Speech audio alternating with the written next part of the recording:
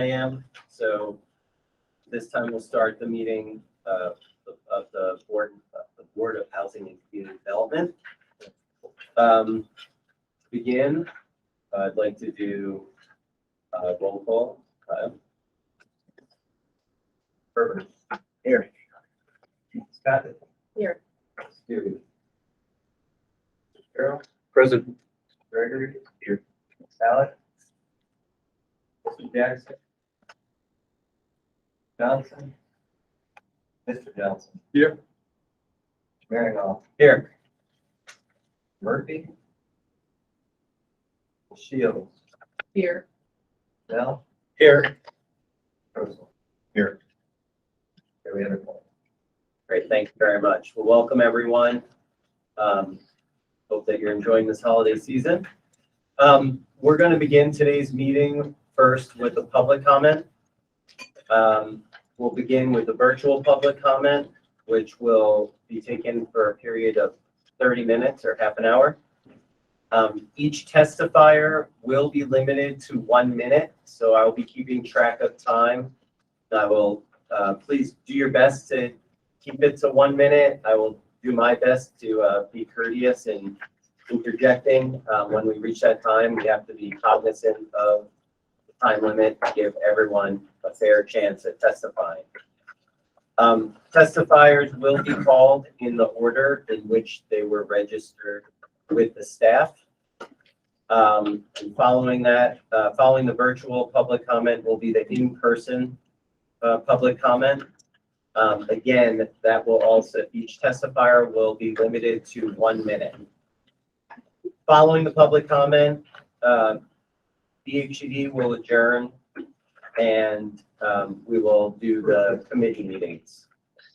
The first committee that will convene is the Statewide Fire Prevention Code Development Committee, and that will be followed by the Codes and Standards Committee, and then followed by the Housing and Community Development Committee. And then the board will reconvene and take action on all the recommendations as outlined in the agenda. Any questions before we get started with the virtual public comment?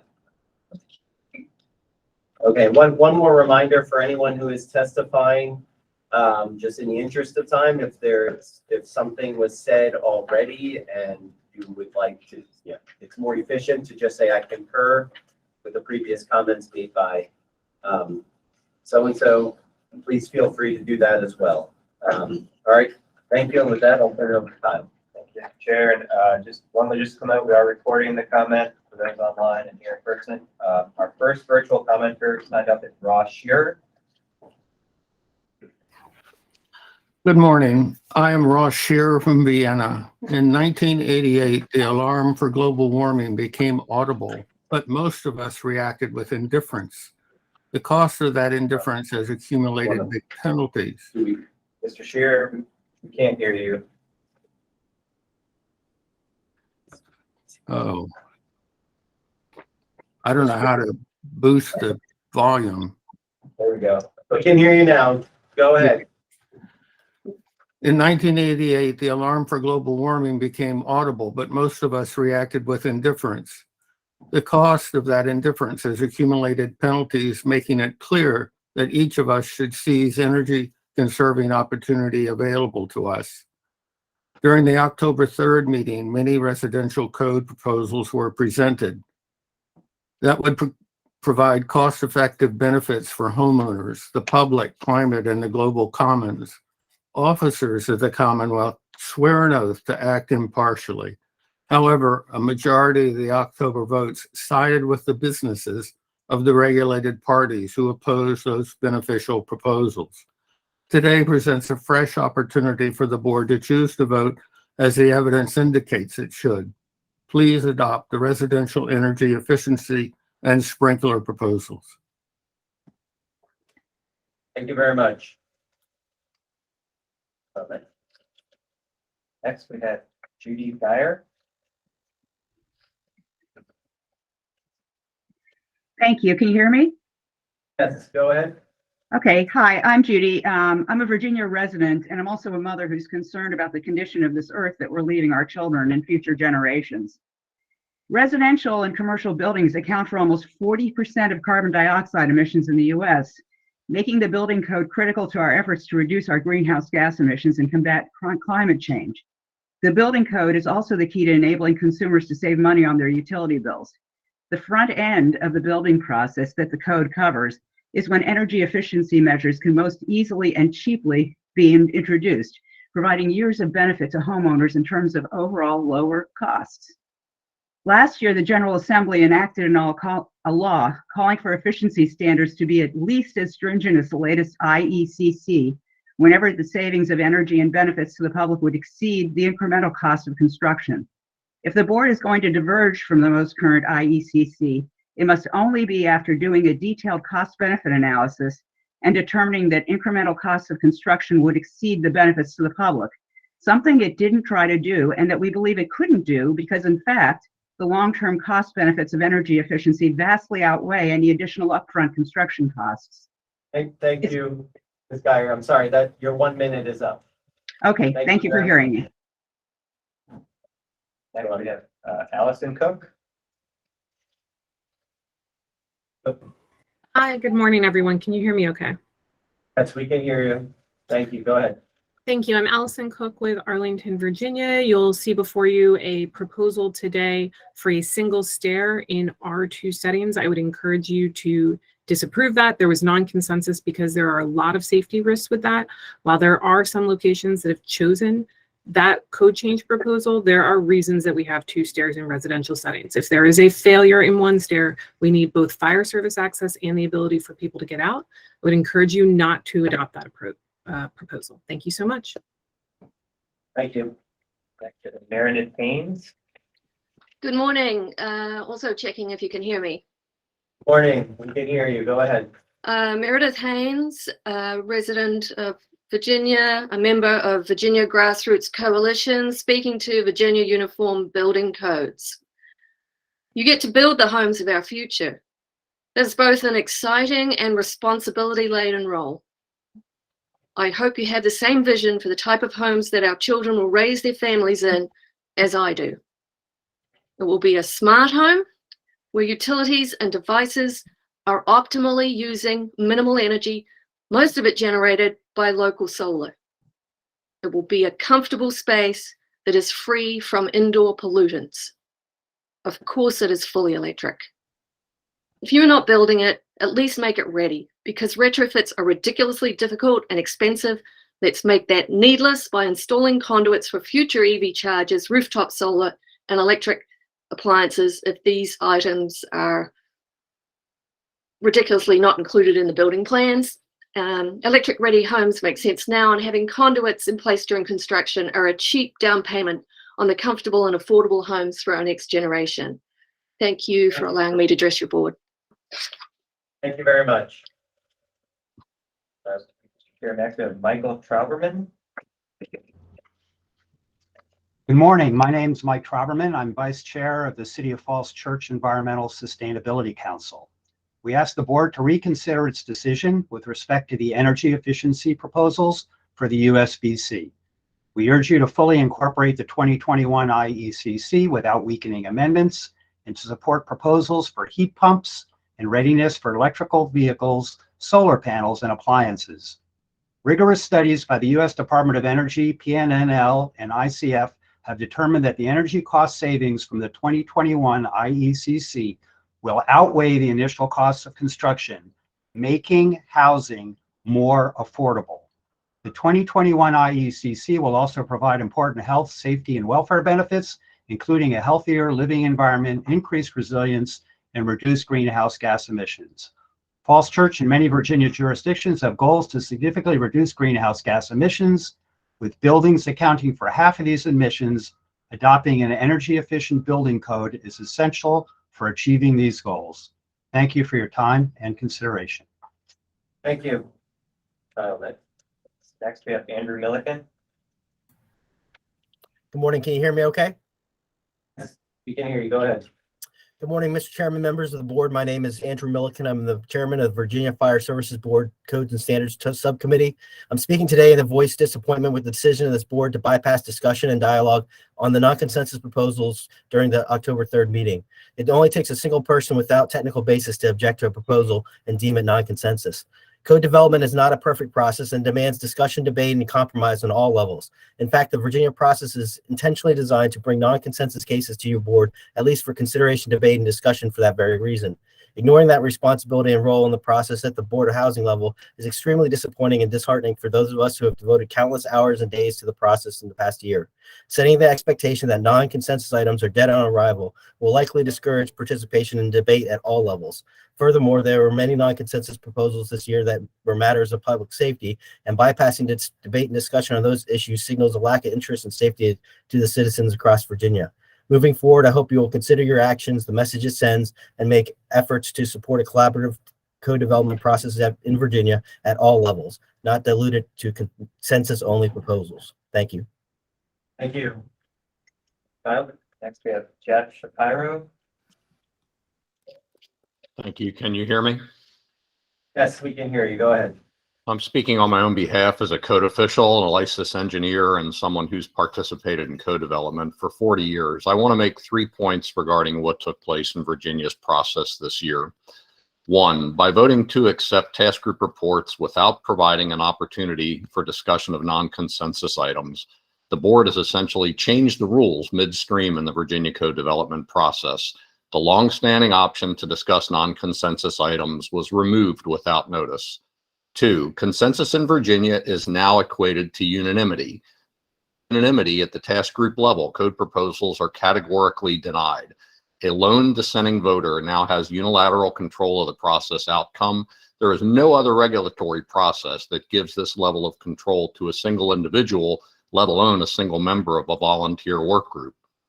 3, you've established this precedence, which will make it almost impossible in future processes to gain a unanimous vote, because anybody who's interested in making sure that an item is not automatically accepted by the board will simply cast a negative vote. So you will hardly ever be able to get consensus items going forward in the future in order for people just to be able to prevent this process from happening again.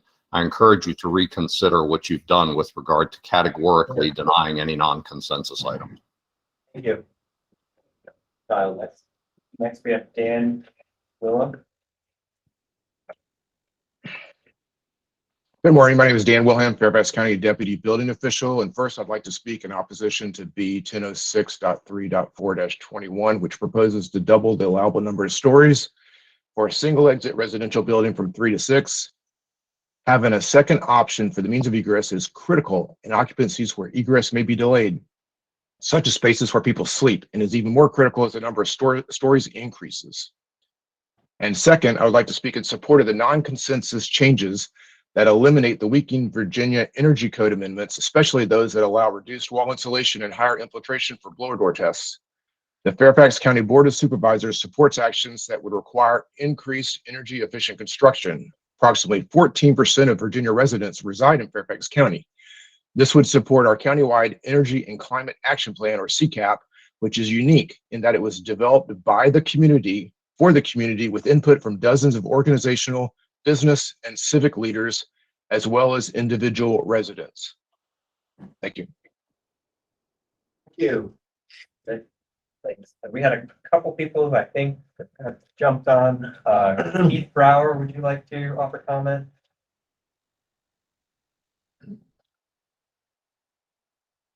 Mr. Brower? We can't hear you. We still cannot hear you.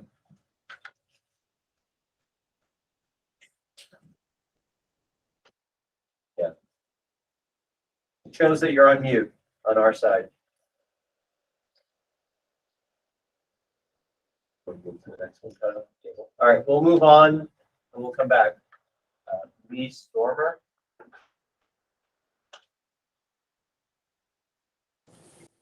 Good morning. I'd like to speak on a couple of parts for it. The State Fire Marshal's Office permit fee structure. I was a part of the review committee and the work group on it. On that, it was only the one portion that was a objection. That was from somebody that was objecting to the process of how the permit fee structure was being implemented, not the fees themselves.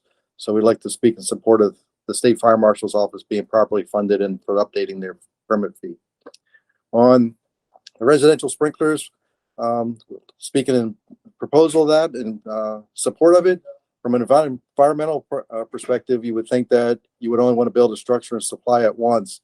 The environmental groups would hope they would want to rebuild a structure twice, and all the environmental issues with having a structure catch fire and the smoke and everything from that.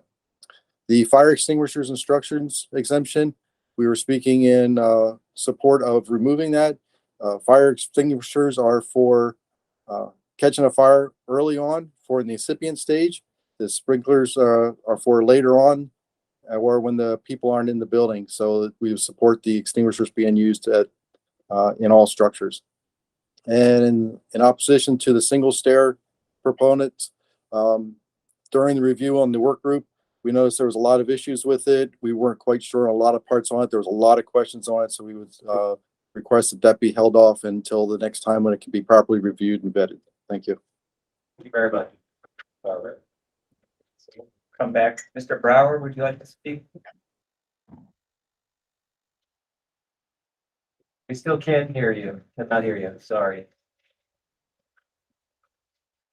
I don't have anyone else registered online at this time. For the person side. Okay. Hello, can you hear me? Yes, we can hear you. Amazing. Yeah. Yeah, just, Okay, go ahead. Your minute will start now. yes, sir. Keith Brower, National Fallen Firefighters Foundation, also Project Vision 2020 Codes and Standards Work Group. My comments replicate those of Mr. Shapiro and Mr. Milliken. I have nothing further to add. Thank you. Great, thank you very much. Is there anyone else in the virtual public comment? Maybe George Sisson. Yes. Hi, yes. Good morning. I am pleased to speak on the critical nature of efficiency proposals for the Virginia Uniform Statewide Building Code. As a young person, I am hoping to one day set down roots and own a home, understanding though that the cost of home ownership is not just relegated to the cost of purchasing the house. Rather, there are continuous costs of maintenance and, more importantly, powering the home. Energy costs are largely influenced by the volatility of fossil fuel prices, which is why I, as a young member of the community representing the Sierra Club of Virginia, feel it is absolutely crucial to have the opportunity to purchase a home that is electric or, at the very least, electric ready, having the option to pay one monthly base fee rather than two. Having a building code that makes it easier for our future homes to be electrified allows for more cost-efficient and clean-running electric heat pumps, electric vehicle charges, and options to add solar generation. As someone in her early 20s, I know personally how exhausting and anxiety-inducing the ever-increasing dangers of the climate crisis are. The need to mitigate the climate crisis for the sake of the entire global community is a call to action that is heard by all. A unified effort is the only way to address this dire need for action. Instituting a more stringent, uniform statewide building code for homes that will last the next 70 years will not only improve the futures of young people across Virginia, but across the global community. Thank you. Thank you very much. Anyone else? Not seeing anyone else online at this time. Our first in-person speaker is Robbie Dawson. Great, thank you.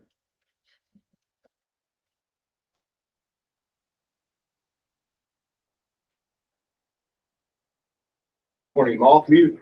Morning, my name is Robbie Dawson. I'm the Southeastern Regional Director for the National Fire Protection Association, here to speak about the code development process you all are about to wrap up. As a result of studying the fire environment, the NFPA Policy Institute developed the Fire and Life Safety Ecosystem, a series of 6 interrelated components that, when they work efficiently, we have safe communities. But if one cog in that system is inadequate, tragedies occur. The first cog in this system is government responsibility, that says government must create a regulatory environment where laws and policies are dictated by public safety and not special interests. The process utilized in October to silence not only the opponents of proposals denied en masse, but the voices of their proponents as well. You gave the power to those single special interest voices that created that non-consensus status of a proposal. The board also continues to erode the ecosystem cog related to the utilization of modern building codes by removing key safety provisions within those documents. I urge this board to reconsider the actions of their code meeting and conduct a detailed review and debate in order to make an informed decision. Thank you very much. All right, we have Susan Stillman.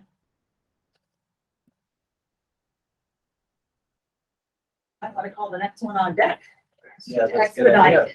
Susan Stillman is next, followed by William Penman. Good morning. So I'm asking that you reject EC Appendix CB 21. Rolling back the energy efficiency requirements for warehouses and other buildings of that ilk is unsubstantiated. Reducing energy efficiency to benefit builders' bottom lines harms the eventual owner of the building by burdening them with additional energy costs. The cost of energy generated by fossil fuels just continues to increase. Part of the argument for rolling back the energy efficiency standards was that builders would go elsewhere where the energy efficiency code was less stringent. It's an interesting argument because VirginiaBusiness.com says that building warehouses and distribution centers in Virginia is like the mid-1800s gold rush. There's a problem of lack of available land, not demand or the ability to construct. In Northern Virginia, I see warehouses sprouting up everywhere. So I really would appreciate it if you would reject that appendix, CB 21. Thank you. Thank you. Yeah, William Penniman, followed by Eric Lacy, followed by Bob Schiffer. Good morning. So I'm William Penniman. I submitted numerous proposals in the work group process to try and advance energy conservation in new construction. I also submitted comments that you've seen, so I'll be brief. Basically, the proposal that you came up with on October 3 and plan to advance today would be a disservice to the citizens of Virginia. It would raise their costs for the next 70 to 100 years. It would increase pollution for the next 70 to 100 years. It would make Virginia less resilient in that period of time as well. The fact is you should be at least as stringent as the 2021 IECC for both residential and commercial. It means eliminating past weakening amendments, advancing new proposals that would better prepare Virginia for the future and better protect its residents. Certainly not go backward in time to 2006 or some favorite groups of warehouses and other buildings. So please revisit your proposal and catch up to the 2021 IECC. Thank you. Thank you. Eric Lacy, followed by Bob Shippey, and then Glenn Basin. Good morning. Thank you for the opportunity to speak. I'm Eric Lacy, the chairman of the Responsible Energy Codes Alliance. We support the adoption of the 2021 IECC with no weakening amendments, but I do want to speak to one very specific thing today. That is Appendix CD, which allows group occupancy F, S, and U buildings to be built to the 2006 IECC envelope. This was a very controversial issue at the work group level. And unfortunately, it was on the non-consensus agreement or agenda because we spent hours discussing it. We had extra meetings outside of the meetings to try to work out something that worked for everybody. This was not a consensus item, but it was raised at the last meeting and was passed with no discussion. And I'm very concerned about this. This provision doesn't just not pick up the 2021 IECC improvements. It actually takes the code back a decade. And it's not even just in terms of energy efficiency, but it sets up conflicts in the code. Just to give you some examples, the glazing area percentage cap is different in 2006 than it is in later editions of the code. It goes from 30% up to 40%. There's a different standard set for metal frame windows versus non-metal frame windows. These are things that Virginia eliminated from its code 10 years ago. And now they're all being kind of brought back in mass in this agenda, in this appendix that hasn't been properly vetted. So I would encourage you to reconsider on that. This is an issue that deserves a lot more attention. It needs to be narrowed significantly. Thank you. Thank you. And Bob Shippey, followed by Glenn Besa, and then John Walls. Morning. Name is Bob Shippey. I'm a Henrico resident. So you're about to decide that Virginians deserve lower efficiency standards in the building code than what the international standards have been passed. I think Judy Geyer and Meredith Haynes and others have explained why that's not a good idea.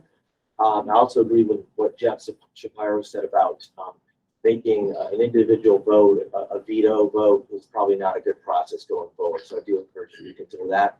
But I hope you really listen to what Olivia was saying. So I've got 4 adult children, similar ages probably to what she is, and none of them have decided to live in Virginia. And there's a lot of reasons for that, but one reason is the cost of living is going up here, and utilities are a big part of that. It's a volatile cost. It's going up. It's high this winter. It's going to continue to be problematic.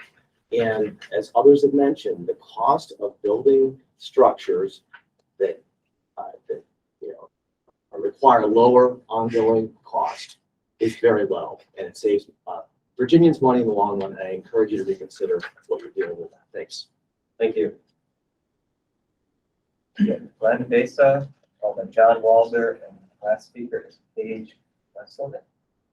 My name is Glenn Bessa. I'm a resident of Chesterfield County. I don't know why on earth you would not, in the face of rising energy costs and climate change, why you would adopt a substandard code. You should be at least meeting the international code. I don't know why you would. I want to address 2 specific issues. One is the need for heat pumps when air conditioning is recommended or going to be installed.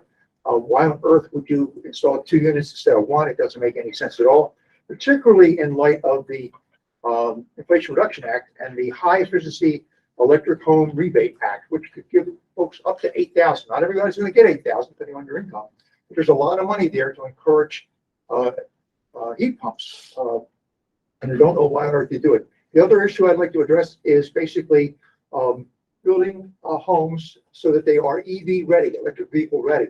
And this is just a fact sheet from the Energy Star program with the EPA. We expect over 18 million EVs on the road by 2030. 80% of EV charging is done at home. I know that because I charge at home. Putting the wires in, pre-installing conduit, or even a wire to level 2 standards in the garage so they can plug their car in directly just makes common sense. You need to do that. I mean, basically, if you don't do it, you're shortchanging your customers if you're a home builder. Thank you so much. Next one, John Walzer, Paige Wesselman, and Brad Tracy. Morning. I'm Tom Walser, representing Fairfax County Fire and Rescue, and I'll largely stand on the testimony of Mr. Smillican and Dawson as well. But I would also like to add that by not allowing discussion, testimony and consideration of non-consensus code proposals, outside influence was provided to special interest groups. The model code approach to developing codes enables the people closest to codes to shape the regulations and participate in ensuring public health, safety, and welfare of the people who live and work in a community. To silence discussion and discount this process here in Virginia and the improvements that have resulted does a disservice to the communities here in the Commonwealth. Thank you. Thank you. Paige Wesselman, I apologize if I mispronounced that. And Brad Tracy. You did get it, Westling. Yes. I'm Paige Westling. I am 25 and I've lived in Virginia my whole life, and now I live in the city of Richmond, and I'm a renter, but someday I would love to buy a home. And when looking for a home, I want it to be affordable. And I want it to be one that doesn't hurt my health, because I care a lot about my life and I want to be here a long time. And hopefully I have a family. So I care about the family that I have and the home that I buy. And I know, because I work at an environmental nonprofit, that toxins hurt our health, and that natural gas appliances, fossil fuel appliances in my home, they hurt my health and they shorten my lifespan, and they hurt my mental health. And also that, fossil fuel infrastructure, it perpetuates climate change and accelerates climate change. And I, like I said, would love to be here for a while and love to live in a world that isn't harming me, so, and the people that I love. So I care a lot about this. It's important to me as a young person, and it's important to all the people in my realm that are also my age, looking for homes and looking to buy homes that are not only hurting our health, but also not hurting our future and not perpetuating climate change, but that are also affordable. And as we know, energy efficient homes are more affordable. And I know this because I pay bills. And I've been in buildings that are more energy efficient, and they're just simply lower bills for people. So I am urging you for more energy efficiency homes and for investing in my future. Thank you. Brad Creasy?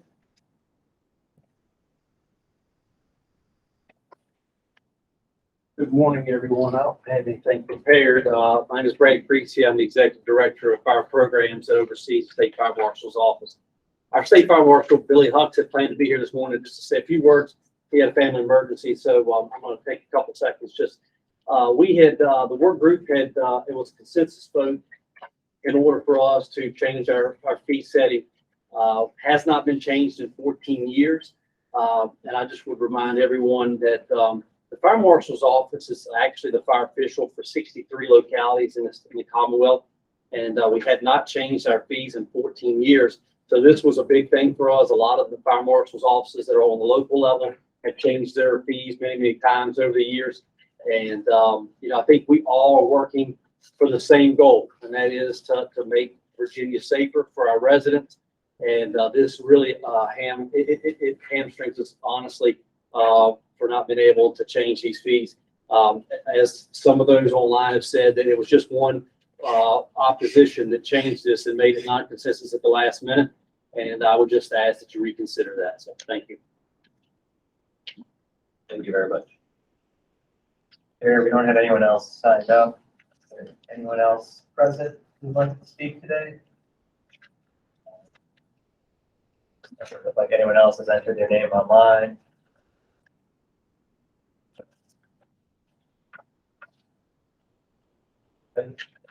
That's it? Okay, so then I guess that's the motion to adjourn. Okay. So that concludes the public comment portion of the board meeting. We're going to adjourn and go into the committee meetings as I described earlier. So is there a motion for adjournment?